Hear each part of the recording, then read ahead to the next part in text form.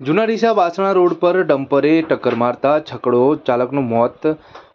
ડીસાના જૂના ડીસાથી વાસણા જવાના રોડ પર બેફામ રીતે દોડતા ડમ્પર અને સકડો રિક્ષા વચ્ચે અકસ્માત સર્જાયો હતો, જેમાં સકડો રિક્ષા ચાલકનું ઘટના સ્થળે જ મોત થયું હતું, જ્યારે સકડામાં સાથે બેઠેલા યુવકને ગંભીર ઈજા થતાં સારવાર અર્થે ખસેડાયો હતો। ડીસા તાલુકામાં અકસ્માતની ઘટનાઓ રોજેરોજ બની રહી છે, જેમાં આજે વધુ એક અકસ્માતમાં એક વ્યક્તિનું મોત જ્યારે એકને ઈજા થઈ હતી। બનાવની વિગત એવી છે કે ડીસાના જૂના ડીસાથી વાસણા અને છત્રાળા ખાતે આવેલી બનાસ નદીમાંથી રેતી ભરીને બેફામ દોડતા ડમ્પર ચાલકે વાસણા રોડ પાસે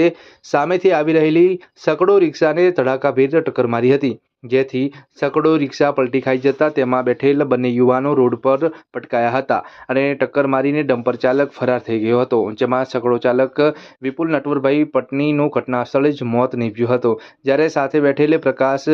બીજલભાઈ પટનીને ગંભીર ઇજાઓ થતાં 108 ઇમરજન્સી વાન મારફત ડીસા સિવિલ હોસ્પિટલ સારવાર અર્થે ખસેડાયો હતો, જ્યારે મૃતક વિપુલ પટનીના મૃતદેહને પણ પીએમ અર્થે ડીસા લવાયો હતો। ઘટનાની જાણ થતાં ડીસા તાલુકા પોલીસે ઘટના સ્થળે પહોંચી પંચનામું સહિતની કામગીરી કરી ફરાર થયેલા ડમ્પર ચાલક વિરુદ્ધ ગુનો નોંધવાની કાર્યવાહી હાથ ધરી છે।